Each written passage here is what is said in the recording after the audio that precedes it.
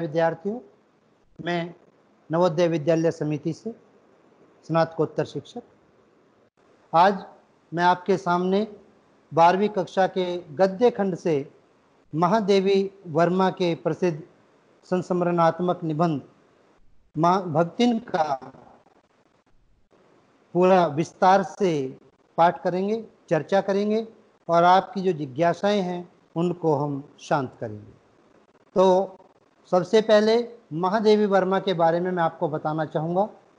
महादेवी वर्मा, जिनका जन्म 26 मार्च 1907 को उत्तर प्रदेश के फर्रुखाबाद में हुआ। उनकी प्रारंभिक शिक्षा इंदौर के मिशन स्कूल में हुई। अंग्रेजी, संस्कृत, संगीत एवं चित्रकला का अध्ययन उन्होंने स्वाध्याय द्वारा घर पर ही किया। 1932 में महादेवी वर्मा जी ने इलाहाबाद विश्वविद्यालय से संस्कृत में एमए की उपाधि प्राप्त की। उसके बाद उन्होंने काशी महिला विद्यापीठ का स्थापना किया और उसकी कुलपति भी बनी। चांद पत्रिका का संपादन भी महादेवी वर्मा ने किया। महादेवी वर्मा की प्रमुख काव्य रचनाओं में निहार, यामा, रश्मि, नीरजा, संधिनी आदि हैं। इसके अतिरिक्त इन्होंने 18 गद्य कृतियां भी लिखी हैं, जिनमें स्मृति की रेखाएं, अतीत के चलचित्र बेहद प्रसिद्ध हुए। 1987 में महादेवी वर्मा जी इस लोक को छोड़कर स्वर्ग में चली गई।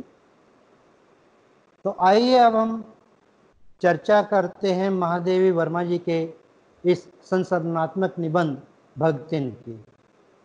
सबसे पहली बात कि जो भक्तिन का निबंध है, जिसे हम एक रेखा चित्र कहते हैं और संस्मरण भी कहते हैं, तो ये है क्या, पहले इसके बारे में जानना है। क्योंकि जब तक हमें ये पता नहीं लगेगा हम पढ़ क्या रहे हैं, जो पढ़ रहे हैं वो किस विधा के अंतर्गत आता है, तब तक हम आगे नहीं बढ़ पाएंगे। कुछ लोग इसे रेखाचित्र मानते हैं, कुछ लोग इसे संस्मरण मानते हैं, लेकिन वास्तव में हम ये कहेंगे कि भक्तिन संस्मरणात्मक रेखाचित्र है। अगर कलेवर की दृष्टि से देखा जाए तो ये एक संस्मरण है। संस्मरण क्या होता है? जिसे हम अपनी स्मृति के आधार पर, अपनी यादों के आधार पर प्रस्तुत करते हैं, लिखते हैं। और रेखाचित्र क्या होता है? रेखाचित्र वो होता है जिसे हम अपनी कल्पनाओं के आधार पर बनाते हैं। कई बार लोग ये सोचते हैं कि रेखाचित्र चित्रकला का एक हिस्सा है। रेखाचित्र वास्तव में चित्रकला का हिस्सा है, लेकिन रेखाचित्र का संबंध साहित्य के साथ भी है। जब कोई साहित्यकार, कवि या लेखक अपने शब्दों के माध्यम से इस प्रकार का वर्णन करता है कि हमारे सामने एक चित्र सा बन जाए, तो उसे हम रेखा चित्र कहते हैं। मेरी स्क्रीन पर देखिए, पीछे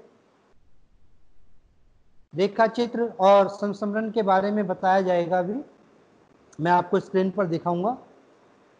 तो पहले इसको समझ लीजिए, रेखा चित्र क्या है। तो जब एक लेखक या साहित्यकार शब्दों के माध्यम से ऐसा वर्णन कर दे कि वो चित्र की तरह दिखाई देने लगे, चित्र की तरह महसूस होने लगे। एक उदाहरण देखिए, भक्तिन से ही। भक्तिन का जब परिचय महादेवी वर्मा देती हैं तो वो क्या कहती हैं कि जो है घुटी हुई चांद, गले में कंठी माला, अनुभवी आंखें और किनारों से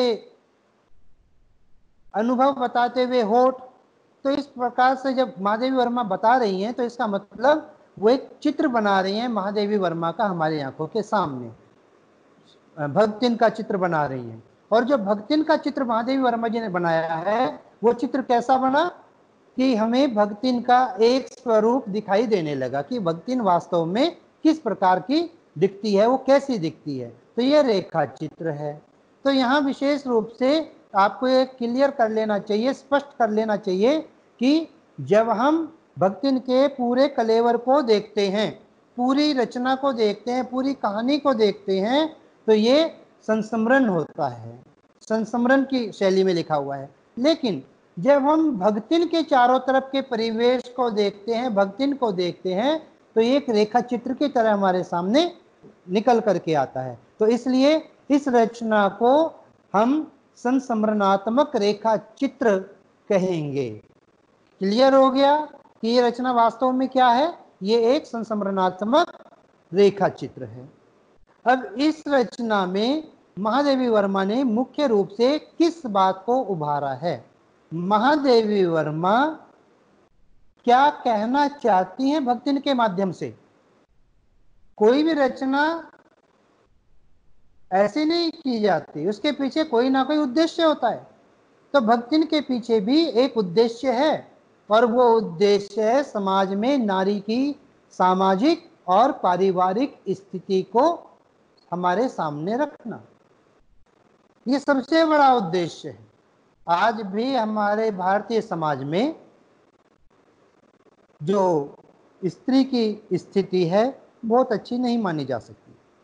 प्राचीन काल से अगर हम देखते हैं, मैं रामायण महाभारत वेदों की अगर बात करूं, तो तब से लेकर आज तक नारी का जो चरित्र है, नारी की जो स्थिति है, नारी की जो दशा है, वो बहुत अच्छी नहीं है।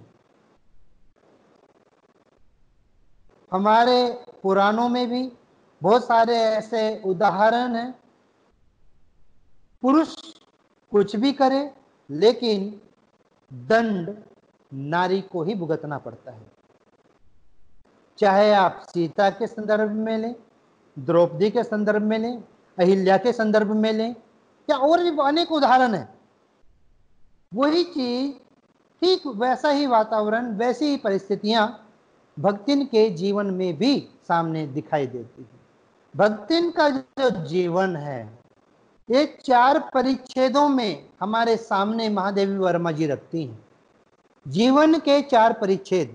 पहला परिच्छेद जब वो बचपन में अपने पिता के घर है, 5 वर्ष की आयु में भक्तिन का विवाह हो जाता है, 9 वर्ष की आयु में उसका गौना होकर के वो ससुराल चली जाती है। ससुराल में जाने के बाद उसकी स्थिति कैसी होती है वो जीवन के दूसरे परिच्छेद में हम देखते हैं। फिर जीवन का तीसरा परिच्छेद प्रारंभ होता है जिसमें भक्तिन संघर्ष करती हुई दिखाई देती है, और जीवन का चौथा परिच्छेद महादेवी वर्मा की सेवा में बीतता है। तो इस प्रकार इस पूरे संस्मरण को 4 भागों में विभक्त किया गया है। तो आइए हम पहले भाग की चर्चा करते हैं। पहला भाग क्या है? पहला भाग जिसमें हमें यह बताया गया है कि भक्तिन कौन है। वो एक गोपालक की बेटी है और उसका नाम लक्ष्मी है। लक्ष्मी नाम दिया है पाठ में महादेवी वर्मा जी ने, लक्ष्मी अर्थात लक्ष्मी। जब भक्तिन महादेवी वर्मा के सामने पहली बार आती है तो वो महादेवी वर्मा को ईमानदारी का परिचय देते हुए अपना वास्तविक नाम बताती है और महादेवी वर्मा से अनुरोध करती है कि वह कभी भी उसे उसके वास्तविक नाम से न पुकारे, कोई अन्य नाम दे दे। उसके गले में पड़ी कंठी माला को देख करके महादेवी वर्मा ने उसे भक्तिन नाम दे दिया, इस विचार के साथ कि किसी का उपनाम करना, किसी का नामकरण करना इतना आसान काम नहीं होता है। और अगर किसी का नाम रखने की प्रतिभा, महादेवी वर्मा कहती हैं, अगर मेरे अंदर इतनी प्रतिभा होती तो मैं सबसे पहले अपना नाम रखती। महादेवी वर्मा एक बात और हमारे सामने रखती हैं कि हमें अपने अपने नाम की दुर्वहता को लेकर अपने जीवन को जीना पड़ता है। इम्पोर्टेंट पंक्ति है। नाम की दुर्वहता का भार वहन करना, इसका मतलब क्या है कि व्यक्ति का जो नाम होता है उस नाम के अनुरूप कई बार उसके जीवन में परिस्थितियां नहीं होती। जैसे भक्तिन का वास्तविक नाम लक्ष्मी है, लेकिन उसके जीवन में हमेशा ही अभाव रहा है, धन का अभाव रहा है, समृद्धि का अभाव रहा है। लक्ष्मी का अर्थ होता है ऐश्वर्य से युक्त, धन धान्य से युक्त, लेकिन भक्तिन जीवन में कभी ऐसा सौभाग्य प्राप्त नहीं हुआ। ठीक वैसी स्थिति महादेवी अपने बारे में भी बताती हैं कि मेरा नाम तो महादेवी है, लेकिन मैं कभी भी एक महान देवी नहीं बन पाई, ऐसा उनका अपने बारे में विचार है। तो ये था एक इम्पोर्टेंट अंश जो परीक्षा में पूछा जाता है, स्पष्ट करने के लिए भी इस पर प्रश्न किया जाता है। आगे चलते हैं कि भक्तिन का जब नामकरण कर दिया जाता है तो आगे उसके बारे में बताया जाता है कि वो एक अनाम धन्या माता की बेटी, गोपालिका की बेटी है। उसकी माँ को अनाम धन्या कहा, क्यों कहा है?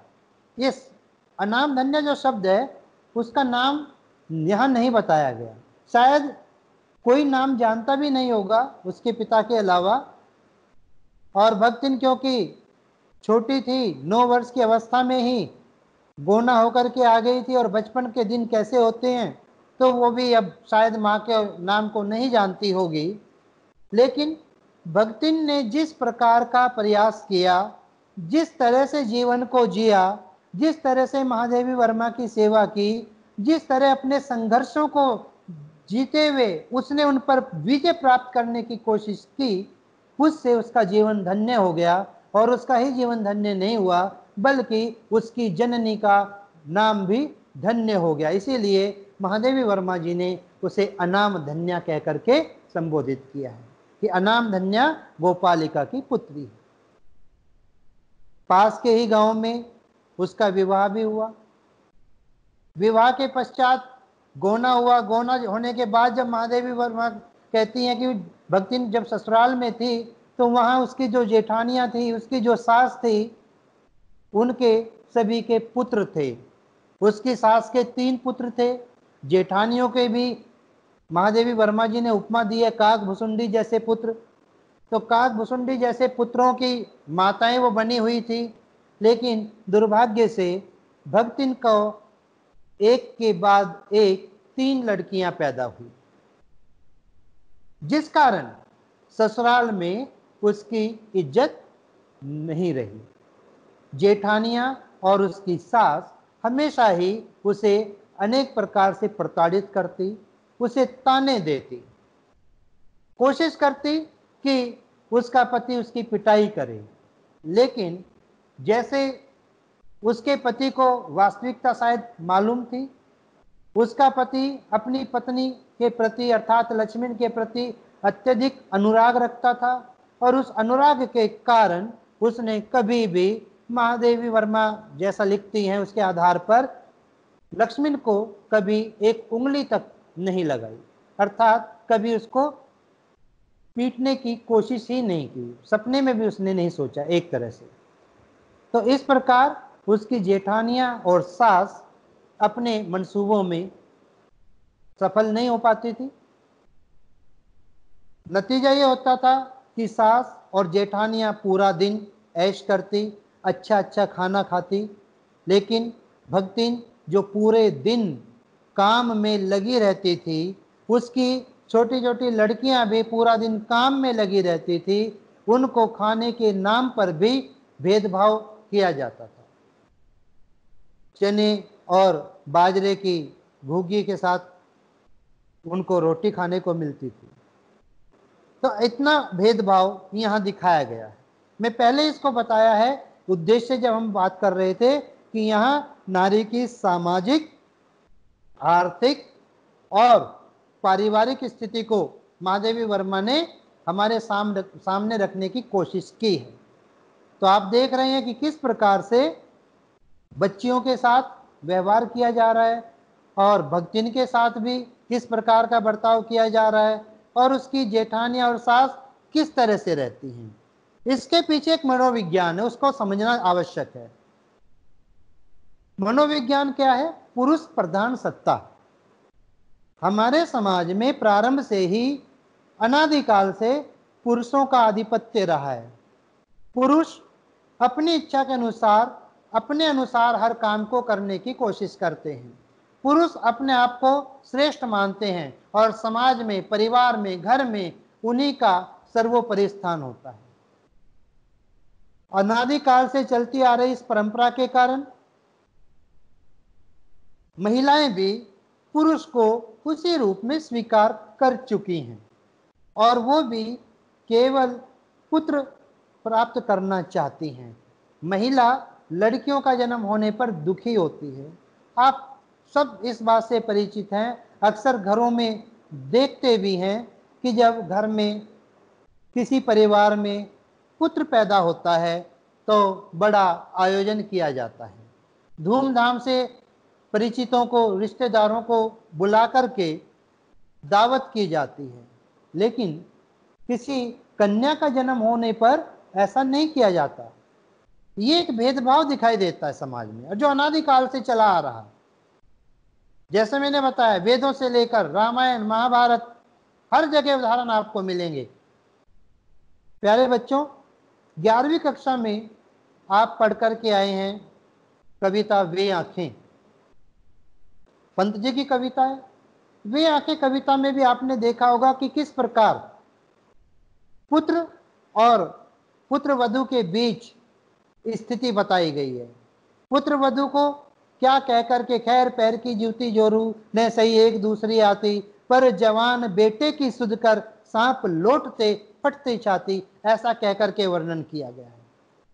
ये दर्शाता है कि स्त्री और पुरुष के बीच की जो खाई है वो बहुत गहरी है हमारे समाज में।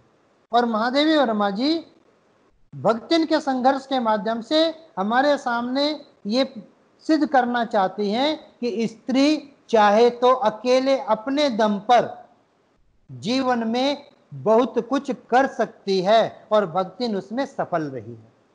तो इसलिए पुरुष प्रधान सत्ता को एक प्रकार से चुनौती देने का कार्य भक्तिन के माध्यम से महादेवी वर्मा जी ने कराया है। अब थोड़ा और आगे चलते हैं। बात कर रहे थे हम उसकी लड़कियों की, बात कर रहे थे उसके काम की, क्योंकि पूरा दिन काम करती रहती थी भक्तिन। तो खेत खलियान, पशुधन, घर का सारा काम सब उसके अंडर में था। सबकी अधिकारिणी वो बनी हुई थी, सबकी स्वामिनी वो बनी हुई थी। हालांकि उसकी जेठानी और सास के अनुसार वो नौकरानी थी, लेकिन भक्तिन ने कभी भी अपने आप को नौकर नहीं माना। वो स्वामिनी की तरह अपने सारे काम को किया करती थी। नतीजा ये हुआ कि वो अपने पति के साथ परिवार से अलग हो गई और परिवार से जब अलग हुई तो इसके हिस्से में उसने छांट छांट कर वो सारे अच्छी चीजें ली। अमराई के बाग, पशु, जो भी चीजें थी सबका उसको ज्ञान था, सब अपने हिस्से में ली और मिल करके दोनों पति पत्नी ने आगे अपने जीवन को समृद्धि पूर्वक जीने की कोशिश की। भक्तिन के पति ने अपनी बड़ी बेटी का विवाह कर दिया। विवाह करने के पश्चात अब 2 बेटियां बच गई। भक्तिन और उनका पति जीवन यापन करने लगे, लेकिन भक्ति के जीवन में मानो सुख था ही नहीं। भक्तिन मात्र 29 वर्ष की आयु की थी कि उसके पति की मृत्यु हो जाती है। और जब भक्तिन के पति की मृत्यु हो जाती है तो उसके जेठ उसकी दूसरी शादी करने का प्रस्ताव रखते हैं, लेकिन भक्तिन समझ जाती है और शादी से इनकार कर देती है। वो अपने बाल कटा लेती है, गले में कंठी माला पहन लेती है और गुरु मंत्र लेकर सन्यासियों की तरह जीवन यापन करना शुरू कर देती है। वो अपनी दोनों बेटियों के साथ जीवन यापन करने लगती है। अपने पति के द्वारा चुने गए दामाद को घर जमाई बना करके रख लेती है और उसकी सहायता से अपनी दोनों छोटी बेटियों का विवाह करती। लेकिन दुर्भाग्य यहां भी पीछा नहीं छोड़ता और भक्तिन की जो बड़ी बेटी है उसके पति की मृत्यु हो जाती है। भक्तिन की बेटी की मृत्यु हो जाने पर भक्तिन के ससुराल वाले अर्थात उसके जेठ जेठानियों के मन में फिर से एक बार ये अवसर मिलता है उनको कि हम उसकी संपत्ति पर किसी भी प्रकार से अपना आधिपत्य जमा लें, कब्जा कर लें। तो उसके जेठ अपने तीतरबाज साले के साथ उसकी लड़की का विवाह करने की कोशिश करते हैं, लेकिन भक्तिन की बड़ी बेटी उस विवाह के लिए मना कर देती है। होनी को कौन टाल सकता है। एक दिन भक्तिन की अनुपस्थिति में उनके उस तीतरबाज साले ने भक्तिन की बेटी को घर में कोठरी में बंद करके अंदर घुस गया और अपने पक्ष के लोगों को बाहर उसके भाइयों ने, भक्तिन की बेटी के भाइयों ने बुला लिया और जब दरवाजा खोला गया तो अंदर से भक्तिन की बेटी और उनका अवांछित होने वाला पति उसमें से निकले। हालांकि उन दोनों के बीच कुछ नहीं हुआ और समाज में, पंचायत में इस बात को मानते हुए भी कि भक्तिन की बेटी ने उस लड़के को मुंह पर अपनी 5 उंगलियों की छाप छोड़ रखी थी और वो गलत था और उस लड़की सही बोल रही थी, फिर भी पुरुष प्रधान पंचायत ने उस लड़की के विरोध में ही फैसला दिया। परिणाम स्वरूप गले पड़े दामाद को भक्तिन को स्वीकार करना पड़ा। यहां से भक्तिन के दुर्दिनों की जो दुनिया है वो द्विगुणित हो जाती है, बहुत अधिक वेग से बढ़ना शुरू कर देती है।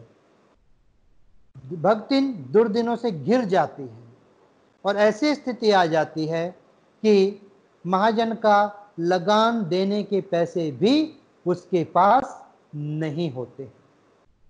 अब महाजन उसको बुलाता है और बुलाने के बाद उसे पूरा दिन धूप में खड़ा रखता है। भक्तिन इस अपमान को सहन नहीं कर पाती और वो नौकरी की तलाश में पैसे कमाने के उद्देश्य से शहर में आ जाती है। जब वो शहर में आती है महादेवी वर्मा के पास, तो उसके बाद उसके जीवन का चतुर्थ परिच्छेद प्रारंभ होता है। महादेवी वर्मा के पास आ जाने के बाद भक्तिन का जो जीवन है वो कैसा है। भक्तिन अनपढ़ है, सेवाभावी है, स्वाभिमानी है, अपने हिसाब से तर्क देने वाली है। ये सारे गुण महादेवी वर्मा हमें बताती हैं। बहुत ही मन से, निस्वार्थ भाव से सेवा करना भक्तिन का मनोधर्म है और महादेवी वर्मा भक्तिन की तुलना सेवा भाव में, सेवा धर्म में हनुमान जी से करती है। जिस प्रकार हनुमान जी ने भगवान श्री राम की पूर्ण निष्ठा के साथ बिना किसी स्वार्थ के सेवा की थी, उसी प्रकार भक्तिन भी पूर्ण निष्ठा के साथ, पूर्ण समर्पण के साथ अपनी स्वामिनी महादेवी वर्मा की सेवा करती है। हनुमान जी से तुलना की गई, क्यों की गई? मैंने बताया, ये इंपॉर्टेंट, बहुत ही महत्वपूर्ण परिच्छेद है। परीक्षा में अक्सर पूछा जाता है और ये प्रश्न भी अक्सर परीक्षा में पूछा जाता है। आप लोग नोट करके रखें कि भक्तिन की तुलना हनुमान जी से क्यों की गई। और ये परिच्छेद भी व्याख्या के लिए, पठित गद्यांश के लिए परीक्षा में पूछा जाता है। इसके आधार पर प्रश्न भी पूछे जाते हैं। तो ये परीक्षा में आने के उद्देश्य से इम्पॉर्टेंट है, महत्वपूर्ण परिच्छेद है, तो आप ध्यान से इसको देख लेंगे।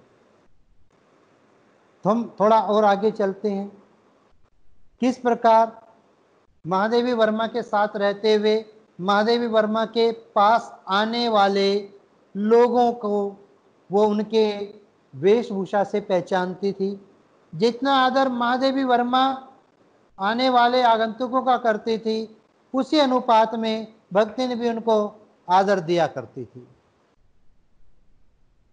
हर परिस्थितियों के साथ भक्तिन समझौता करती है, समझौतेवादी परिस्थितियों में है।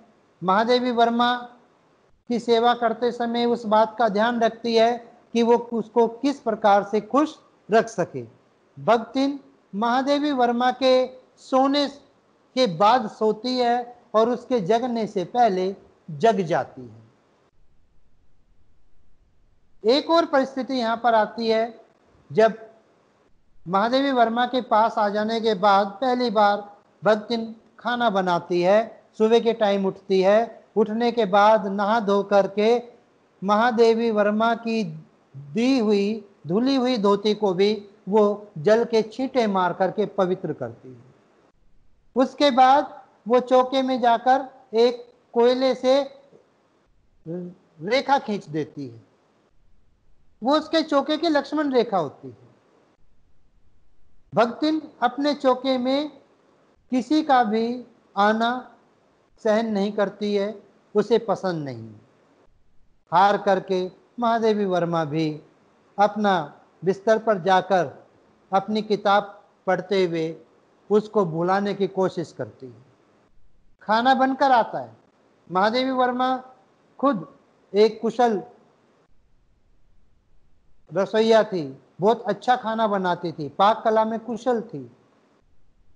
अब जो पाक कला में स्वयं कुशल हो तो उसे दूसरे के बनाए हुए खाने में कहीं ना कहीं कमी नजर आएगी।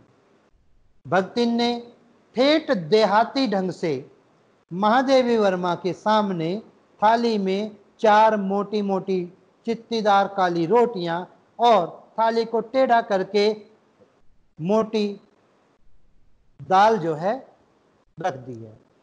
भक्तिन के ऐसे खाना परोसने पर महादेवी वर्मा उसे कहती हैं, ये क्या बनाया है? और महादेवी वर्मा के ऐसा कहने पर भक्तिन हत बुद्धि हो जाती है, क्योंकि वह सोच रही थी कि उसकी मालकिन ने उसको चौके में भी आकर के डिस्टर्ब नहीं किया, खाना भी उसने अपनी मर्जी से बनाया, तो उसकी मालकिन उसके खाने को भी पसंद करेगी। लेकिन शहर के और देहात के जीवन में कहीं ना कहीं अंतर होता है, और ये बात नई नई शहर में आने वाली वो देहातन भक्तिन नहीं समझ पाई। धीरे धीरे भक्तिन ने महादेवी वर्मा को पूर्ण रूप से देहातिन बना दिया। महादेवी वर्मा को मीठा खाना पसंद था, लेकिन भक्तिन ने उनका मीठा खाना एक तरीके से छुड़ा दिया। परिणाम ये हुआ कि महादेवी के परिवार वालों को उसके खाने की चिंता होने लगी। उसके खाने का अलग से इंतजाम किया गया, लेकिन महादेवी वर्मा मानो धीरे धीरे भक्तिन के रंग में रच बस गई और भक्तिन के साथ इस तरह घुल मिल गई कि उसके बिना उनका जीना असंभव सा लगने लगा। वो भक्तिन को अपनी छाया मानने लगी। उनका कहना है कि भक्तिन को नौकर कहना सर्वथा अनुचित होगा। वो भक्तिन और अपने बीच सेवक और स्वामी का संबंध नहीं मानती। ये इंपॉर्टेंट पैसेज है, मैं आपको केवल जो इंपॉर्टेंट पैसेज है वही एक्सप्लेन कर रहा हूं। भक्तिन और महादेवी वर्मा के बीच सेवक और स्वामी का संबंध नहीं है। महादेवी वर्मा ऐसा नहीं मानती। महादेवी वर्मा कहती हैं कि ऐसा कोई स्वामी नहीं जो सेवक को इच्छा होने पर नौकरी से न निकाल सके, और ऐसा कोई सेवक भी नहीं जो अपने मालिक के द्वारा दुत्कार दिए जाने पर अवज्ञा से हंस पड़े। महादेवी वर्मा कहती हैं कि भक्तिन और उनके बीच का जो संबंध है ठीक वैसा है जैसे महादेवी वर्मा के आंगन में खिले हुए गुलाब के फूल और आम के पेड़ों पर लगे हुए आम। उसके आंगन में बारी बारी से आने वाला अंधेरा और उजाला, ठीक वैसा ही संबंध भक्तिन और महादेवी वर्मा का है। यहां देखिए महादेवी वर्मा ने जो संबंध स्थापित करने की कोशिश की है वो भी संकेतात्मक है, प्रतीकात्मक है। गुलाब और आम की बात कही है। गुलाब एक तरफ सुंदर है, सुगंधित है, खुशबू बिखेरता है, वहीं उसमें कांटे भी होते हैं, कांटों से खुद को बचाना होता है। वहीं आम हमारे जीवन में मिठास घोल देता है। इसी प्रकार अंधेरा और उजाला, जीवन के दोनों पक्ष, सुख और दुख, यहां महादेवी जी ने रखे हैं। भक्तिन के आने से महादेवी वर्मा को बहुत सारी परेशानियों का सामना करना पड़ा, खाने पीने से लेकर के और भी बहुत सी बातें। फिर भी भक्तिन का साथ महादेवी वर्मा के लिए आवश्यक बन गया। भक्तिन महादेवी वर्मा की छोटी छोटी बातों का ध्यान रखा करती थी। महादेवी वर्मा जब कुछ लिखती थी, पुस्तक लिखने का कार्य करती थी या चित्र बनाने का कार्य करती थी, तो जब तक महादेवी वर्मा का वो कार्य पूर्ण नहीं हो जाता था वो वहां से उठती नहीं थी। भक्तिन के द्वारा बार बार खाने के लिए अनुरोध करने पर भी महादेवी वर्मा अपने कार्य को बीच में नहीं छोड़ती थी। परिणाम स्वरूप भक्तिन कभी दही का शरबत, कभी चाय, कभी कॉफी, कभी नींबू का शरबत ला करके महादेवी वर्मा को देती रहती थी ताकि उनको भूख का एहसास ना हो और वो अपना कार्य आसानी से पूर्ण कर सके। यही नहीं, महादेवी वर्मा जब काम में व्यस्त होती थी तो भक्तिन बाहर देहली पर बैठ करके इंतजार किया करती थी कि महादेवी वर्मा उन्हें कोई काम बताएं। भक्तिन उन्हीं को देखती रहती थी, वो सोचती रहती थी कि उनकी मालकिन कितना काम करती हैं, पूरा दिन काम में लगी रहती हैं। उनकी लिखी हुई किताबों को देख करके उसे ऐसा लगता था कि उनकी मालकिन के जैसा कार्य कोई दूसरा व्यक्ति कर ही नहीं सकता। घर के दूसरे नौकर चाकर किसी भी तरह से अपनी मालकिन की सेवा में, उसके लेखन कार्य में, उसके चित्रात्मक जब वो चित्रकला करती थी उस कार्य में सहायता नहीं कर पाते थे।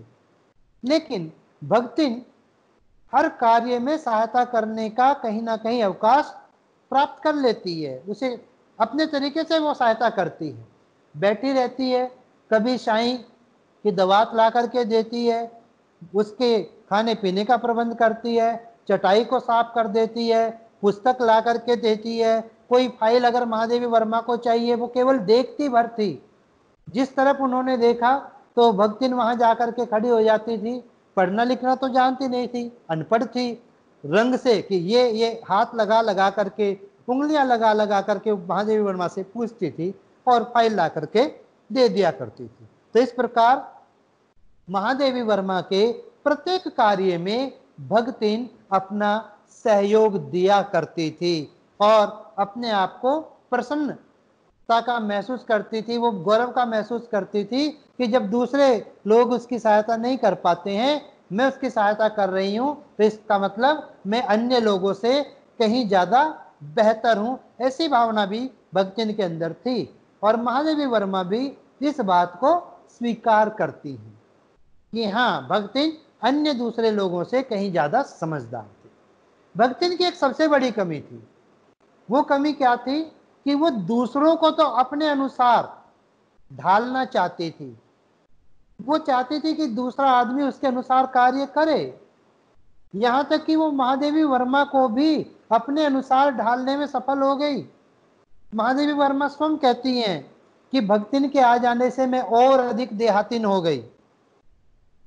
अब महादेवी वर्मा भक्तिन की तरह का खाना खाना कोई उन्हें परहेज नहीं होता, मीठा खाना उन्होंने छोड़ दिया है। भक्तिन महादेवी वर्मा के मीठे खाने को पूरी तरह छुड़ा देती है, लेकिन खुद कभी एक रसगुल्ला भी खा करके नहीं देखती। भक्तिन दूसरे की बातों को समझने की कोशिश नहीं करती, तर्क करती है अपने ही तरीके से। महादेवी वर्मा जी ने बहुत ही इंपॉर्टेंट पैसेज है ये, इसको जरा नोट कर लेना। महादेवी वर्मा जी ने कहा है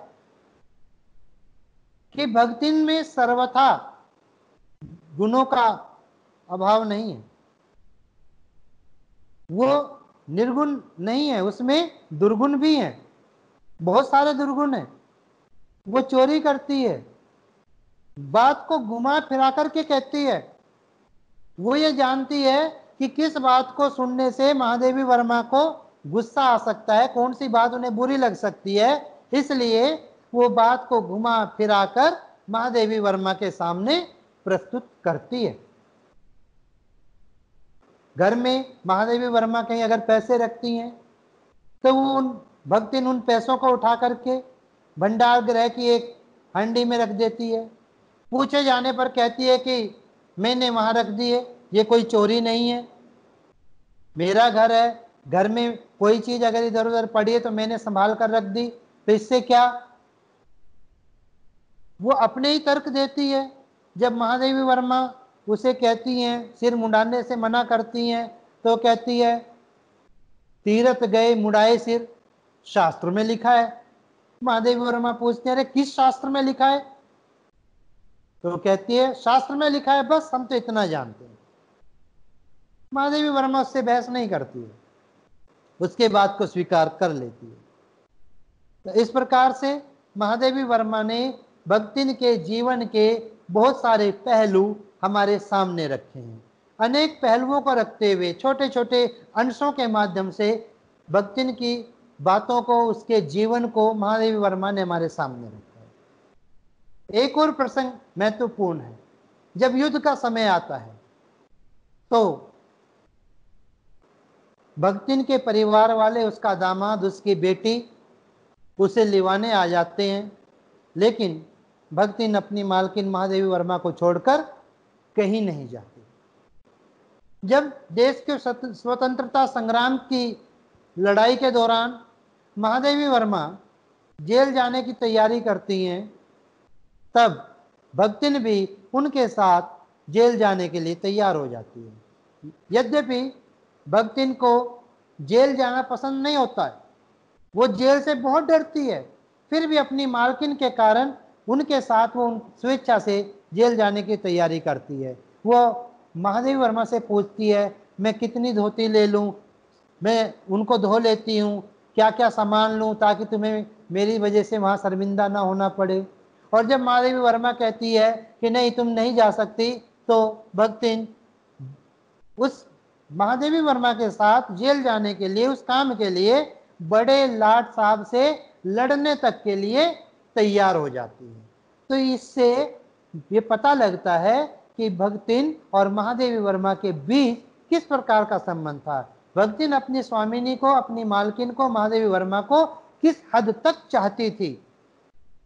जैसा पहले बताया, जब बद्रीनाथ केदारनाथ की यात्रा के लिए महादेवी जाती हैं, पहाड़ी रास्ता होता है, तो पहाड़ी रास्ते पर भक्तिन आगे आगे चलती है, महादेवी वर्मा को पीछे कर देती है, ताकि कोई भी आने वाली विपदा है उसे वो स्वयं सहन कर सके।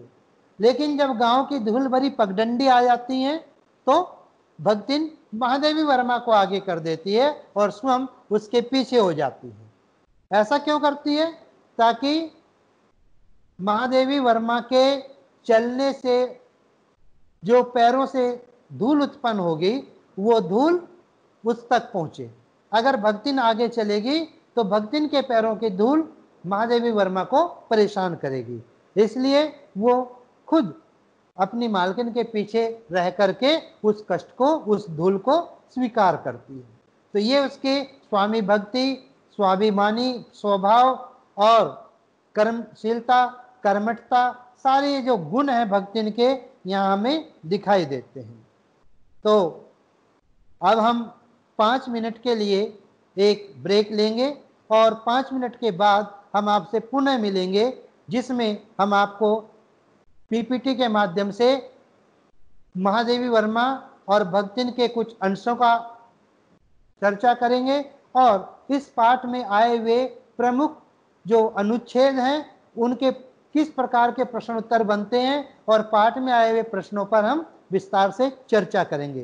तो आइए अब लेते हैं हम 5 मिनट का एक छोटा सा ब्रेक।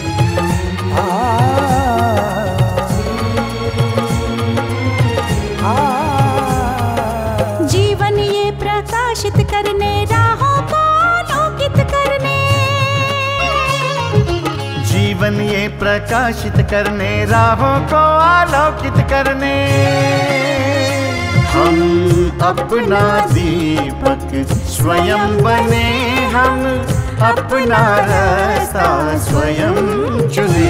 हम अपना दीपक स्वयं बने, हम अपना रास्ता स्वयं चुने। जीवन ये प्रकाशित करने राहों को आलोकित करने।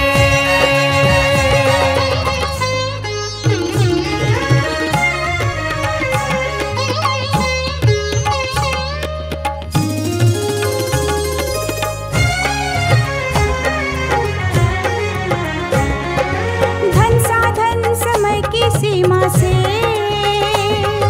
विद्यालय जो मुक्त हो, धन साधन समय की सीमा से विद्यालय जो मुक्त हो। कभी पढ़े हम कहीं पढ़े वे विषय की लोच से युक्त हो। कभी पढ़े हम कहीं पढ़े वे विषय की लोच से युक्त हो। मित्रों हम उठे और जागे, मंजिल आने की ध्वनि सुने। हम अपना दीपक स्वयं बने, हम अपना रास्ता स्वयं चुने। जीवन ये प्रकाशित करने राहों को आलोकित करने।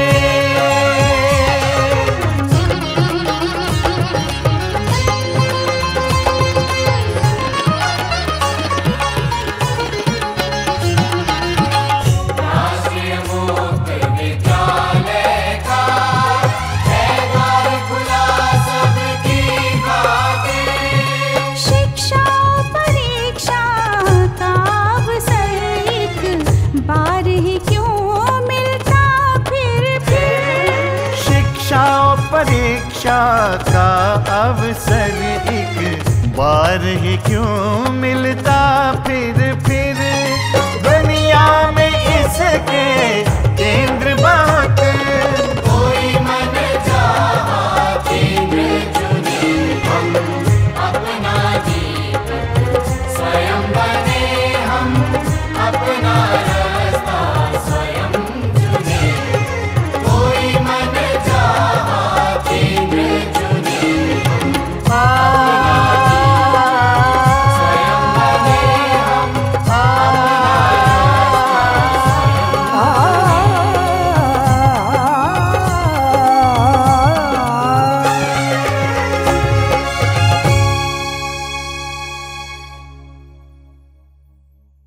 तो प्यारे बच्चों, एक शॉर्ट कमर्शियल ब्रेक के बाद हम एक बार फिर उपस्थित हैं आपके सामने। और अब हम भक्तिन के जो महत्वपूर्ण परिच्छेद हैं परीक्षा की दृष्टि से, और जो प्रश्न हैं परीक्षा की दृष्टि से महत्वपूर्ण, उन पर चर्चा करेंगे। मेरे पीछे स्क्रीन पर आप देखिए, मैं एक एक चीज़ को आपके सामने रखने की कोशिश करूंगा, देखते जाइए। सेवक धर्म में हनुमान जी से स्पर्धा करने वाली भक्तिन किसी अंजना की पुत्री न होकर एक अनाम धन्या गोपालिका की कन्या है। नाम है लक्ष्मी, अर्थात लक्ष्मी। पर जैसे जैसे मेरे नाम की विशालता मेरे लिए दुर्वह है, वैसे ही लक्ष्मी की समृद्धि भक्तिन के कपाल की कुंचित रेखाओं में नहीं बन सकी।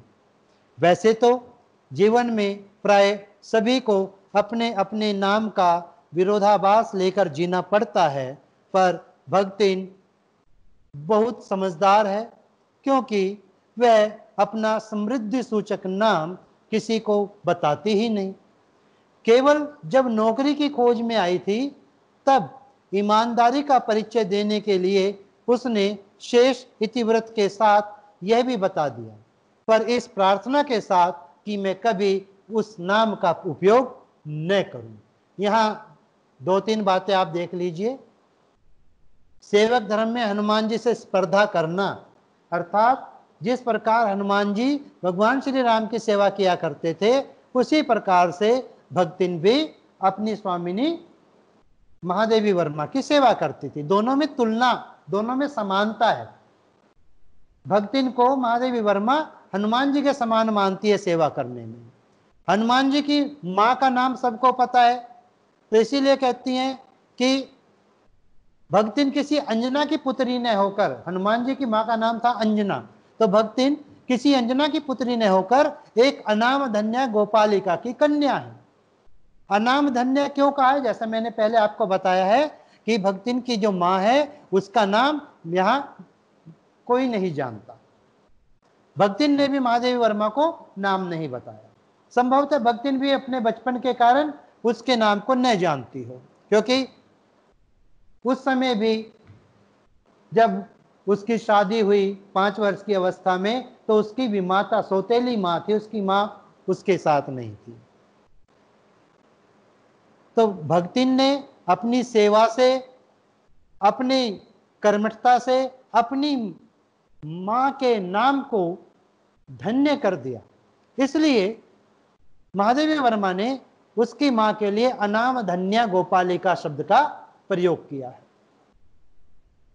मेरे नाम की विशालता मेरे लिए दुर्वह है। महादेवी वर्मा अपने लिए कहती हैं कि जैसे मेरा नाम महादेवी मेरे लिए कठिन है, वैसे ही लक्ष्मी का नाम भी, लक्ष्मी का अर्थ होता है सुख समृद्धि, लेकिन लक्ष्मी के यानी भक्तिन के भाग्य में समृद्धि लक्ष्मी थी ही नहीं। विरोधाभास लेकर के दोनों जी रही थी, भक्तिन भी और महादेवी वर्मा भी।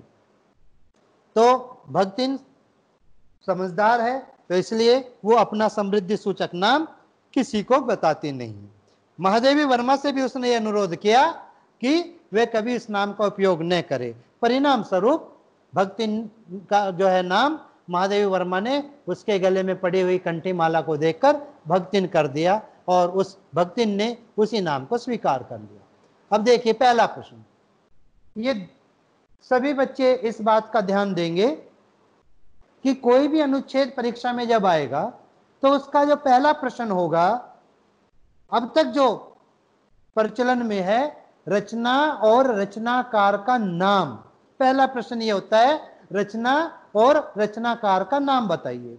तो आपको प्रत्येक पाठ का नाम याद होना चाहिए, उसके लेखक का नाम याद होना चाहिए। 2 नंबर का प्रश्न आएगा, 1 नंबर में आपको रचना का नाम लिखना है, 1 नंबर में आपको रचनाकार का नाम बताना है। किस प्रकार से लिखना है वो हम पीछे स्लाइड के माध्यम से आपको दिखा रहे हैं, तो देखिए। रचना व रचनाकार का नाम बताइए। रचना का नाम भक्तिन, रचनाकार का नाम महादेवी वर्मा। दूसरा प्रश्न है भक्तिन कौन है? भक्तिन अनाम धन्या गोपालिका की पुत्री है तथा लेखिका के घर काम की खोज में आई है। तीसरा प्रश्न, भक्तिन के संदर्भ में हनुमान जी का उल्लेख क्यों हुआ है? भक्तिन के संदर्भ में हनुमान जी का उल्लेख इसलिए हुआ है क्योंकि भक्तिन लेखिका महादेवी वर्मा की सेवा उसी निस्वार्थ भाव से करती थी जिस तरह हनुमान जी श्री राम की सेवा निस्वार्थ भाव से किया करते थे। भक्तिन के नाम और उसके जीवन में क्या विरोधाभास था? भक्तिन का वास्तविक नाम लक्ष्मी था, जो वैभव, सुख, संपन्नता आदि का प्रतीक है, जबकि भक्तिन की अपनी वास्तविक स्थिति उसके ठीक विपरीत थी। वह अत्यंत गरीब दीनहीन महिला थी जिसे वैभव सुख आदि से कुछ लेना देना न था। यही उसके नाम और जीवन में विरोधाभास था। जीवन में प्राय सभी को अपने अपने नाम का विरोधाभास लेकर जीना पड़ता है। अपने आसपास के जगत से उदाहरण देकर कथन की पुष्टि कीजिए। लेखिका का मानना है कि नाम व गुणों में साम्यता अनिवार्य नहीं है। अक्सर देखा जाता है कि नाम और गुणों में बहुत अंतर होता है। शांति नाम वाली लड़की अक्सर झगड़ालू मिलती है और गरीबदास बहुत बड़ा सेठ होता है, उसके पास धन की कमी नहीं होती। तो ये नाम का विरोधाभास व्यक्तियों के जीवन में होता ही है। भक्तिन ने लेखिका से क्या प्रार्थना की और क्यों? भक्तिन ने लेखिका से प्रार्थना की कि वह उसके असली नाम से उसे न बुलाए बल्कि उसका कोई अन्य नाम रख दे। इसका कारण यह था कि भक्तिन का असली नाम लक्ष्मी था और वह यह नहीं चाहती थी कि लोग उसके नाम का मजाक बनाएं। लेखिका ने अपने और भक्तिन के नाम को दुर्वह क्यों माना है? लेखिका ने अपने और भक्तिन के नाम को दुर्वह इसलिए माना है क्योंकि वे दोनों अपने अपने नामों के विपरीत हैं। महादेवी अपने नाम के अनुरूप महान देवी नहीं बन पाई और भक्तिन का नाम लक्ष्मी है, परंतु उसके पास जीवन में लक्ष्मी का अभाव है। लेखिका ने भक्तिन को समझदार क्यों माना है? लेखिका ने भक्तिन को इसलिए समझदार माना है क्योंकि भक्तिन अपना असली नाम न बताकर उपहास का पात्र नहीं बनना चाहती। उस जैसी दीन महिला का नाम लक्ष्मी सुनकर लोगों को हंसने का अवसर मिलेगा, इसलिए वह अपने नाम को नहीं बताना चाहती है। लेखिका ने भक्तिन का नाम भक्तिन ही क्यों रखा? कोई भी नाम रख सकती थी, भक्तिन ही क्यों दिया? तो लेखिका ने भक्तिन के गले में पड़ी कंठी माला को देखकर उसका नाम भक्तिन रख दिया। लेखिका ने भक्तिन को हनुमान जी से स्पर्धा करने वाली किस अर्थ में कहा है? हनुमान जी को सर्वाधिक निष्ठा के साथ सेवक धर्म निभाने वाला राम भक्त माना जाता है। भक्तिन भी महादेवी की पूर्ण निष्ठा के साथ सेवा करती थी, इसलिए लेखिका ने उसे हनुमान जी से स्पर्धा करने वाली माना है। भक्तिन की मां को अनाम धन्या क्यों कहा गया? भक्तिन की मां को कोई नहीं जानता था, परंतु भक्तिन के सेवा भाव के कारण वह धन्य हो गई, इसलिए उसे अनाम धन्या कहा गया है। 12वां प्रश्न देखिए, मेरे नाम की विशालता मेरे लिए दुर्वह है। यह वाक्य किस संदर्भ में और क्यों कहा गया है? यह वाक्य लक्ष्मी के नाम के संदर्भ में कहा गया है। वह बहुत गरीब थी, अतः उसके नाम और गुणों में कोई समानता नहीं थी। लेखिका भी अपने नाम के अनुरूप कोई महान देवी नहीं बन पाई थी। अगला प्रश्न, लक्ष्मी की समृद्धि उसके कपाल की कुंचित रेखाओं में नहीं बंध सकी। पंक्ति का आशय स्पष्ट कीजिए। इसका आशय है कि भक्तिन का नाम भले ही लक्ष्मी था, परंतु उसके भाग्य में कभी अमीरी नहीं लिखी थी। जो भाग्य में लिखा होता है वह नाम रखने से नहीं बदल सकता। लक्ष्मी भी अपने नाम के अनुरूप अमीर नहीं बन पाई।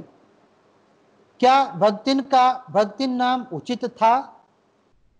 यह प्रश्न ऐसे भी पूछा जा सकता है अलग से कि इस पाठ का शीर्षक भक्तिन ही क्यों रखा गया? शीर्षक के औचित्य पर प्रकाश डालिए। तो भक्तिन की वेशभूषा एवं उसके गले में पड़ी कंठी माला को देखते हुए उसका भक्तिन नाम उचित ही था, और क्योंकि इस पाठ में सारी बातें भक्तिन के इर्द गिर्द ही घूमती हैं। भक्तिन के जीवन के 4 परिच्छेदों का वर्णन महादेवी वर्मा ने अपने इस संस्मरणात्मक निबंध में किया है, इस रेखा चित्र में किया है, तो इसलिए इस पाठ का जो नामकरण है भक्तिन वो पूर्ण रूप से उचित है। और हम ये कहेंगे कि इसका दूसरा नाम अगर कोई होता तो भी भक्तिन ही होता, इससे अच्छा और कोई नाम हो ही नहीं सकता। अब दूसरा परिच्छेद देखिए, दूसरा अनुच्छेद है जिसमें उसके पिता की मृत्यु का समाचार वहां मिलता है, तो कैसी स्थिति बनती है। पिता का उस पर अगाध प्रेम होने के कारण स्वभावतः ईर्ष्यालु और संपत्ति की रक्षा में सतर्क विमाता ने उनके मरणांतक रोग का समाचार तब भेजा जब वे मृत्यु की सूचना भी बन चुका था। रोने पीटने के अपशकुन से बचने के लिए सास ने भी उसे कुछ न बताया। बहुत दिन से नेहर नहीं गई, सो जाकर देख आवे, यही कहकर और पहना उड़ाकर सास ने उसे विदा कर दिया। इस अप्रत्याशित अनुग्रह ने उसके पैरों में जो पंख लगा दिए थे वे गांव की सीमा में पहुंचते ही झड़ गए। हाय लक्ष्मण अब आई कि अस्पष्ट पुनरावृत्तियां और स्पष्ट सहानुभूतिपूर्ण दृष्टियां उसे घर तक ठेल ले गई, पर वहां न पिता का चिन्ह शेष था, न विमाता के व्यवहार में शिष्टाचार का लेश था। दुख से स्थिर और अपमान से जलती हुई वह उस घर में पानी पिए बिना ही उल्टे पैरों ससुराल लौट पड़ी। सास को खरी खोटी सुनाकर उसने विमाता पर आया हुआ क्रोध शांत किया और पति के ऊपर गहने फेंक फेंक कर उसने पिता के चिर विछोह की मर्म व्यथा व्यक्त की। यहां जब लक्ष्मण के पिता की मृत्यु हो जाती है एक लंबी बीमारी के बाद, तो लक्ष्मी की सौतेली माँ उसके ससुराल में संदेश भेजती है। लक्ष्मण की जो सास है वो भी उसे सीधे सीधे ये संदेश नहीं देती कि उसके पिता की मृत्यु हो गई है, अपितु उसे ये कह करके कि तू बहुत दिनों से अपने घर नहीं गई, जा अपने घर चली जा, और उसे अच्छे ढंग से पहना उड़ा करके विदा करती है। लक्ष्मण को ये कहीं भी संदेह नहीं था कि वो जो घर जा रही है उसके पिता की मृत्यु हो गई है, लेकिन जैसे ही वो अपने मायके में पहुंचती है तो मायके में जो गांव के लोग हैं, आस पड़ोस के जो लोग थे, लक्ष्मण को देख करके जो पूरी तरह सज धज करके आई थी वो बातें करने लगते हैं, उसे देखते हैं, सबकी नजरें लक्ष्मण को देखती हैं। क्यों देखती हैं? क्योंकि पिता बीमार थे तब भी वो लड़की नहीं आई, मर गए उनके अंतिम संस्कार के समय भी उनकी लड़की नहीं आई, जो कि इकलौती लड़की थी। लेकिन सबको ये नहीं जानकारी है, गांव वाले ये नहीं जानते थे कि लक्ष्मण को न तो उसके पिता की बीमारी के बारे में कोई सूचना दी गई और न ही उसके पिता के देहांत हो जाने पर उसको सूचना दी गई।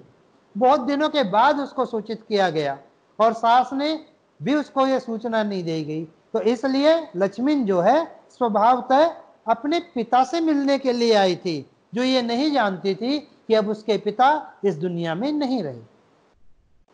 जब वो घर पहुंचती है तो अपनी सौतेली माँ के व्यवहार को देखकर और पिता के चिर विछोह के दुख से दुखी होकर वो देहरी से उल्टे पांव वापस अपनी ससुराल आ जाती है और उस दुख को अपनी सास और अपने पति के साथ बांटती है।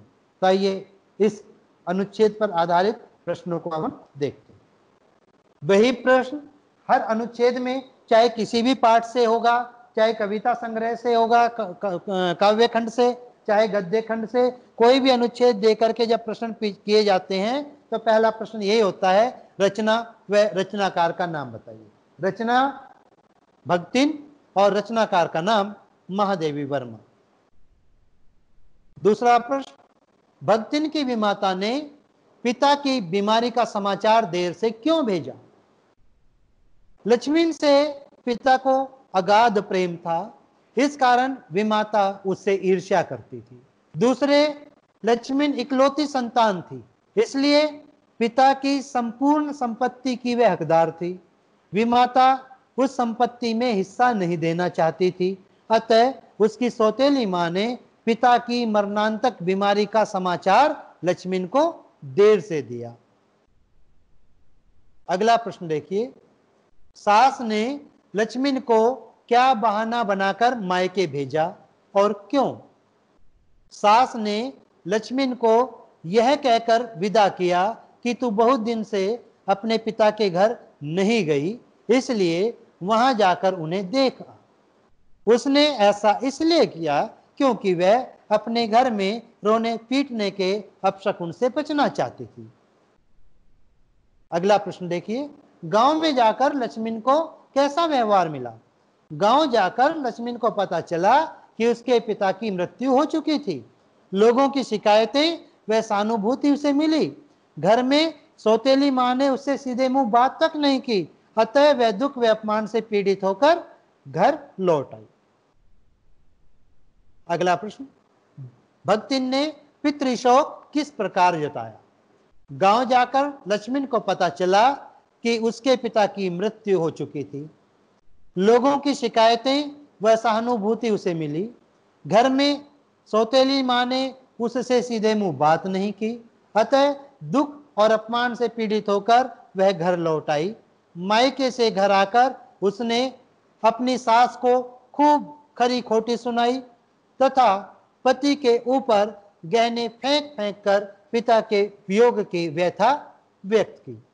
लक्ष्मण के लिए अप्रत्याशित अनुग्रह क्या था?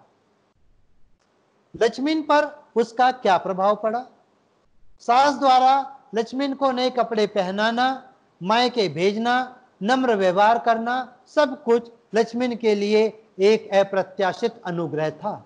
इस अप्रत्यक्ष छल को लक्ष्मण समझ न सकी और वह खुशी खुशी मायके चली गई। भक्तिन को उसके पिता की बीमारी का समाचार क्यों नहीं दिया गया? भक्तिन के पिता उसे अगाध प्रेम करते थे, इसी कारण विमाता ईर्ष्या करती थी। उसे यह डर था कि भक्तिन आई तो कहीं उसके पिता अपनी संपत्ति उसके नाम न कर दें। इसी भय और द्वेष के कारण विमाता ने उसे पिता की बीमारी की सूचना नहीं दी। लक्ष्मण की सास ने उससे पिता की मृत्यु का समाचार क्यों छिपाया? लक्ष्मण की सास ने सोचा कि पिता की लाडली लक्ष्मण बहुत रोना धोना मचाएगी, इससे घर में अपशकुन का बखेड़ा फैलेगा। इसे झंझट से बचने के लिए उसने लक्ष्मण को उसके पिता की मृत्यु की सूचना नहीं दी। पिता के घर पहुंचकर भी लक्ष्मण बिना पानी पिए उल्टे पैरों क्यों लौट गई? लक्ष्मण बड़े ही उत्साह में भरकर पिता के घर आई थी। वो ये नहीं जानती थी कि उसके पिता भी इस दुनिया में नहीं रहे। स्नेही पिता से मिलने की खुशी से उसका मन प्रफुल्लित था। हालांकि जैसे ही उसने जाना कि पिता की मृत्यु भी हो चुकी है और उसे सूचित भी नहीं किया गया, तो उसका मन दुख एवं अवसाद से भर गया। कम से कम समय से सूचना मिली होती तो बीमार पिता से मिल तो लेती। अतः विमाता की सारी चाल वह समझ गई और दुख से स्थिर तथा अपमान से जलती हुई लक्ष्मण पानी भी बिना पिए लौट गई। गद्यांश की भाषा और शैली के बारे में बताइए। ये मैंने इस गद्यांश के माध्यम से और आगे प्रश्न के माध्यम से भी इस बात को स्पष्ट की है, क्योंकि अक्सर ये प्रश्न किया जाता है कि महादेवी वर्मा के निबंध भक्तिन की भाषा और शैली के बारे में बताइए।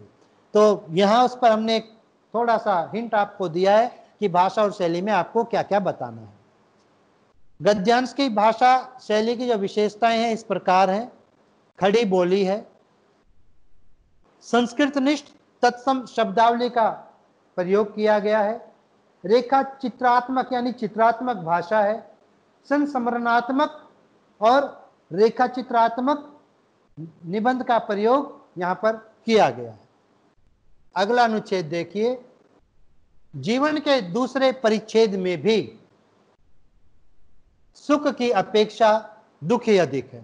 जब उसने गेहूं और बटिया जैसे मुख वाली पहली कन्या के 2 संस्करण और कर डाले, तब सास और जिठानियों ने होठ बिचकाकर उपेक्षा प्रकट की। उचित भी था, क्योंकि सास तीन तीन कमऊ वीरों की विधात्री बनकर मचिया के ऊपर विराजमान पुरखिन के पद पर अभिषिक्त हो चुकी थी और दोनों जिठानियां काकभूषुंडी जैसे काले लालों की क्रमबद्ध सृष्टि करके इस पद के लिए उम्मीदवार बन चुकी थी। छोटी बहू के लीक छोड़कर चलने के कारण उसे दंड मिलना आवश्यक हो गया।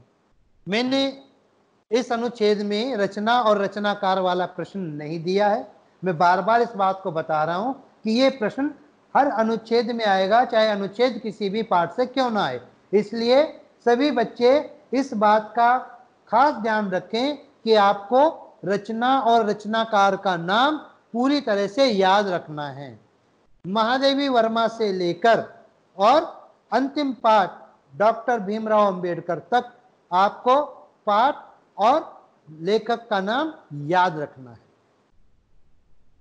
तो देखिए, पहला प्रश्न इस अनुच्छेद के आधार पर जो हमने बनाया है, भक्तिन के जीवन के दूसरे परिच्छेद से क्या तात्पर्य है। जीवन के दूसरे परिच्छेद का आश्रय है गृहस्थ जीवन।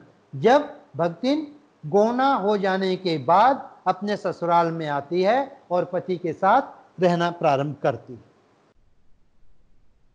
भक्तिन के जीवन के दूसरे परिच्छेद में ऐसा क्या हुआ जिसके कारण उसकी उपेक्षा शुरू हो गई।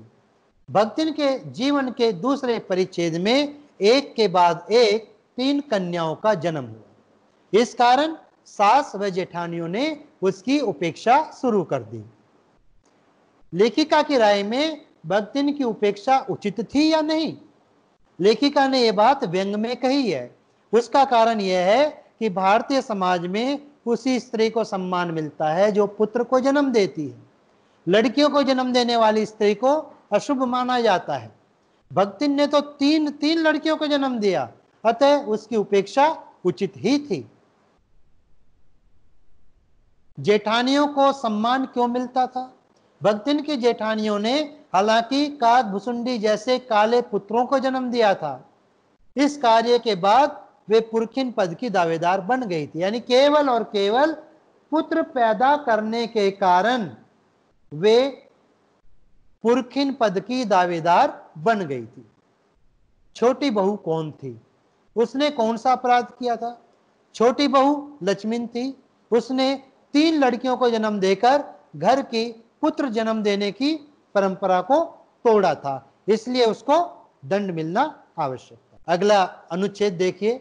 इस दंड विधान के भीतर कोई ऐसी धारा नहीं थी जिसके अनुसार खोटे सिक्कों का टकसाल जैसी पत्नी से पति को विरक्त किया जा सके। यहां खोटे सिक्कों का टकसाल भक्तिन के लिए प्रयुक्त किया गया है। सारी चुगली चबाई की परिणति उसके पत्नी प्रेम को बढ़ाकर ही होती थी। जेठानियां बात बात पर धमाधम पीटी कूटी जाती, पर उसके पति ने उसे कभी उंगली भी नहीं छुआई। वह बड़े बाप की बड़ी बात वाली बेटी को पहचानता था। उसके अतिरिक्त परिश्रमी, तेजस्विनी और पति के प्रति रोम रोम से सच्ची पत्नी को वह चाहता भी बहुत रहा होगा, क्योंकि उसके प्रेम के बल पर ही पत्नी ने अलगोजा करके सबको अंगूठा दिखा दिया।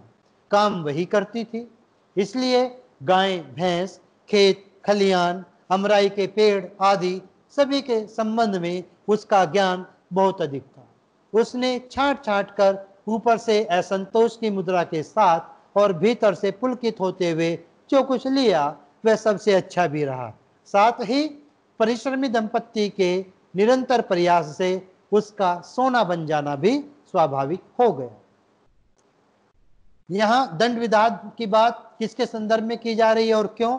दंड विधान की बात लक्ष्मण के संदर्भ में की जा रही है। इसका कारण यह है कि उसने 3 कन्याओं को जन्म दिया, जबकि जेठानियों के सिर्फ पुत्र थे, अतः उसे दंड देने की बात हो रही थी, इसलिए उसको परिवार से अलग कर दिया गया। खोटे सिक्कों का टकसाल किसे और क्यों कहा गया? खोटे सिक्कों का टकसाल लक्ष्मण को कहा गया क्योंकि उसके 3 पुत्रियां थी। भारत में लड़कियों को खोटा सिक्का कहा जाता है, उनकी दशा दीनहीन होती है। चुगली चबाई की परिणति उसके पत्नी प्रेम को बढ़ाकर ही होती थी। स्पष्ट कीजिए। इसका अर्थ यह है कि भक्तिन की सास वे उसकी जेठानियां सदैव उसकी चुगली उसके पति से करती रहती थी ताकि उसकी पिटाई हो, परंतु इसका प्रभाव उल्टा ही होता था। भक्तिन को अलग होते समय सबसे अच्छा भाग कैसे मिला और उसका क्या परिणाम रहा? भक्तिन को पशु, जमीन व पेड़ों की सही जानकारी थी, क्योंकि घर के सारे काम वही करती थी और अपने इसी ज्ञान के कारण उसने हर चीज को छांट कर लिया। उसने पति के साथ मिलकर मेहनत करके जमीन को सोना बना दिया। इसमें बहुत सारे प्रश्न बन सकते हैं, लेकिन क्योंकि समय का अभाव भी रहता है, हमारे पास निश्चित समय होता है और उस निश्चित समय के कारण हम अपने पूरे चैप्टर को एक ही बार में संपूर्ण करने का प्रयास करते हैं। तो मैं जल्दी जल्दी आपको आगे के जो पैसेज हैं उनका वर्णन करूंगा, आप उनको नोट कर लें और परीक्षा के लिए तैयार कर लें।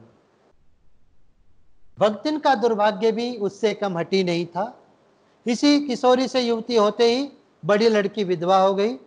भैयऊ से पार न पा सकने वाले जेठों और काकी को प्राप्त करने के लिए कटिबद्ध जिठेतों ने आशा की एक किरण दिखाई दी। तो यहाँ ये जो प्रसंग है, ये प्रसंग लक्ष्मी के बड़ी बेटी के पति की मृत्यु के बाद जो स्थिति बनती है उसके बाद का प्रसंग है। लक्ष्मी की बड़ी बेटी के पति की मृत्यु हो जाती है और उनके जो जेठ और जेठ के लड़के हैं वो अपनी बहन का विवाह अपने निकम्मे साले से करने की तैयारी करते हैं। वो ऐसा इसलिए करते हैं ताकि भक्तिन की जो संपत्ति है उस पर कब्जा कर सकें, उसे अपने आधिपत्य में ले सकें। और यह तभी संभव हो सकता था जब भक्तिन की लड़की का विवाह उनके किसी खास परिचित से हो। बाहर वाले पति के साथ विवाह जो है संबंध उनको कोई फायदा नहीं पहुंचा रहा था। तो अनुच्छेद को मैंने ऊपर कर दिया है, अब प्रश्न देखते हैं। भक्तिन का दुर्भाग्य क्या था, उसे हठी क्यों कहा गया? भक्तिन का दुर्भाग्य यह था कि उसकी बड़ी लड़की किशोरी से जैसी युवती बनी थी, उसका पति मर गया, वह असमय विधवा हो गई। दुर्भाग्य को हठी इसलिए भी कहा गया है क्योंकि बेटी के विधवा होने के दुख से पहले भक्तिन को बचपन से ही माता का विछोह, अल्पायु में विवाह, विमाता का दंश, पिता की अकाल मृत्यु व असमय पति की मृत्यु जैसे जीवन में अनेक कष्ट सहन करने पड़े। जेठों और जिठेतों को आशा की कौन सी किरण दिखाई दी? जेठ और जिठोत भक्तिन की जायदाद पर नजर रखे हुए थे। इस कार्य में वे अभी सफल नहीं हुए थे। भक्तिन के उत्तराधिकारी दामाद की आकस्मिक मृत्यु से उन्हें अपनी मनोकामना सफल होती नजर आई। जिठौत किसके लिए विवाह का प्रस्ताव लाया और उसका क्या असर हुआ? जिठौत भक्तिन की विधवा लड़की के लिए पुनर्विवाह के लिए अपने तीतर लड़ाने वाले साले का प्रस्ताव लाया। इस विवाह के बाद भक्तिन की सारी संपत्ति जिठौत के कब्जे में आ जाती। जिठौत के विवाह प्रस्ताव को भक्तिन की लड़की ने नापसंद कर दिया। बाहर के बहनोई से चचेरे भाइयों को कोई फायदा नहीं मिलता, अतः विवाह प्रस्ताव असफल हो गया। वर की पदवी पर अभिषिक्त करने का क्या आशय है? भक्तिन के जेठ व जिठौत किसी भी तरीके से अपने किसी संबंधी का विवाह विधवा लड़की से कराकर संपत्ति पर कब्जा करना चाहते थे। यहाँ वर की योग्यता का प्रश्न नहीं था, यहाँ सिर्फ शादी का मामला था। अगला अनुच्छेद आप नोट कर लीजिए। तीतरबाज युवक कहता था वह निमंत्रण पाकर भीतर गया। यहां से शुरू होता है यह अनुच्छेद। अब इसी अनुच्छेद पर आधारित प्रश्न मैं आपको दे रहा हूं। युवती व तीतरबाज युवक ने अपने अपने पक्ष में क्या तर्क दिए?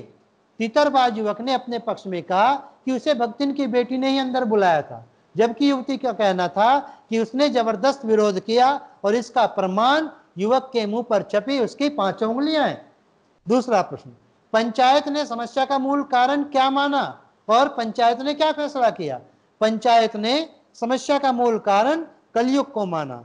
उन्होंने ये निर्णय किया कि चाहे कोई सच्चा है या झूठा, पर कुछ समय के लिए दोनों एक बंद कोठरी में रहे। इसलिए इस स्थिति में उन्हें आजीवन पति पत्नी के रूप में ही रहना पड़ेगा। नए दामाद का स्वागत कैसे हुआ? इस बेमेल विवाह का क्या परिणाम हुआ? पंचायत के फैसले पर भक्तिन व उसकी बेटी खून का घूंट पीकर रह गई। लड़की ने अपमान के कारण होठ काटकर खून निकाल लिया तथा मां ने क्रोध में जबरदस्ती के दामाद को देखा। इस बेमेल विवाह से उत्पन्न क्लेश के कारण खेत, पशु आदि सबका सर्वनाश हो गया। अंत में लगान अदा करने के पैसे भी न रहे। भक्तिन को शहर क्यों आना पड़ा? नए दामाद के आने से घर में क्लेश बढ़ा। इस कारण खेतीबाड़ी चौपट हो गई। लगान अदा न करने पर जमींदार ने भक्तिन को दिन भर कड़ी धूप में खड़ा रखा। इस अपमान व कमाई के विचार से भक्तिन शहर आई। अगला अनुच्छेद, तड़के ही सिर पर कई लोटे औंधा कर उसने मेरी धुली धोती जल के छींटों से पवित्र करके पहनी। यह अनुच्छेद तब का है जब भक्तिन महादेवी वर्मा के घर नौकरी करने पहुंचती हैं और अगले दिन पहले दिन काम करती हैं। तो इस अनुच्छेद के आधार पर अनेक प्रश्न बनते हैं। हमने कुछ प्रश्न यहाँ रखे हैं। नौकरी मिलने के दूसरे दिन भक्ति ने क्या काम किया? नौकरी मिलने पर भक्तिन दूसरे दिन सबसे पहले नहाई, फिर उसने लेखिका द्वारा दी गई धुली धोती जल के छींटों से पवित्र करके पहनी और उगते सूर्य व पीपल को जल अर्पित किया। फिर उसने 2 मिनट तक नाक दबाकर जप किया और कोयले की मोटी रेखा से रसोई घर की सीमा निश्चित की। लेखिका को भक्तिन से निपटना टेढ़ी खीर क्यों लगा? लेखिका को भक्तिन से निपटना टेढ़ी खीर लगा क्योंकि उसे पता था कि भक्तिन जैसे लोग पक्के इरादों के होते हैं। ऐसे लोगों के कार्य में बाधा होने पर ये खाना पीना छोड़कर जान देने तक को तैयार रहते हैं। लेखिका के लिए कोयले की रेखा लक्ष्मण रेखा कैसे बन गई? भक्तिन धार्मिक प्रवृत्ति की औरत थी। वह रसोई के मामले में बेहद पवित्रता रखती थी। रसोई बनाते समय वह कोयले से मोटी रेखा खींच देती थी ताकि बाहरी व्यक्ति प्रवेश न कर सके। स्वयं लेखिका का प्रवेश भी वर्जित था। यदि वह रेखा का उल्लंघन करती तो भक्तिन जैसे लोग भूखे मरने को तैयार हो जाते हैं। अतः कोयले की रेखा, भक्तिन के द्वारा खींची गई जो कोयले की रेखा है वो महादेवी वर्मा के लिए लक्ष्मण रेखा जैसी बन गई। अनाधिकारी को भूलने से लेखिका का क्या अभिप्राय है? लेखिका को अभी तक भक्तिन की पाक कला का ज्ञान नहीं था। उसे संशय था कि वह उसकी पसंद का खाना बना पाएगी या नहीं। भक्तिन स्वच्छता के नाम पर उसे रसोई में घुसने नहीं दे रही थी।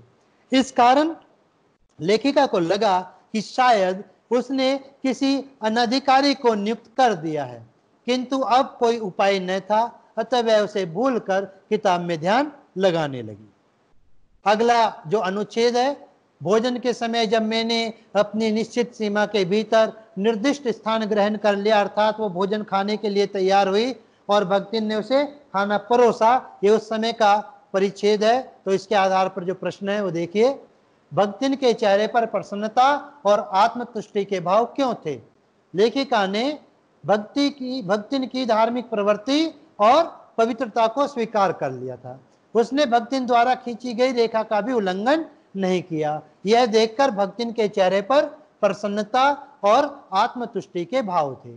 लेखिका द्वारा स्थान ग्रहण करने पर भक्तिन ने क्या परोसा? लेखिका द्वारा स्थान ग्रहण करने पर भक्तिन ने प्रसन्नता के साथ फूल की थाली में एक तरफ 1 उंगल मोटी व गहरी काली चित्तीदार 4 रोटियां रखी और दूसरी तरफ थाली टेढ़ी करके गाढ़ी दाल परोसी।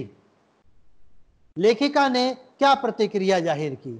खाना परोसने के बाद मोटी मोटी रोटियां देखकर लेखिका ने रुआंसे भाव से उससे पूछा, तुमने ये क्या बनाया है? लेखिका की प्रतिक्रिया का भक्तिन पर क्या असर हुआ? लेखिका की प्रतिक्रिया जानकर भक्तिन की प्रसन्नता खत्म हो गई और वह हतबुद्धि हो गई तथा बहाने बनाने लगी। एक और महत्वपूर्ण पैसेज आपके सामने में दे रहा हूं। इधर उधर पड़े रुपए पैसे भंडार घर की किसी मटकी में कैसे अंतर्निहित हो जाते हैं। ये पैसेज है, इसके आधार पर प्रश्न है कि ये अनुच्छेद किसके बारे में है। किस रहस्य के बारे में पूछे जाने पर वह शास्त्रार्थ की चुनौती दे डालती है। अनुच्छेद भक्तिन के बारे में है, भक्तिन चोरी के पैसे कहाँ और कैसे रखती है, इसके बारे में पूछे जाने पर वह शास्त्रार्थ को चुनौती दे डालती है। इधर उधर बिखरे पैसों को जब भक्तिन अपने पास रख लेती है तो वह उन्हें चोरी नहीं मानती, बल्कि भक्तिन का मानना यह है कि ये उसका अपना घर है। आइए, जो मैंने आपको भी बताया, इन सभी बातों को आप ध्यान से एक बार पढ़ेंगे, और अगर कोई प्रश्न आपके मन में है तो आप अपना प्रश्न हमें भेज दें, उसका उत्तर भी हम अगले जो कालांश होगी उस कालांश में देने की कोशिश करेंगे। धन्यवाद।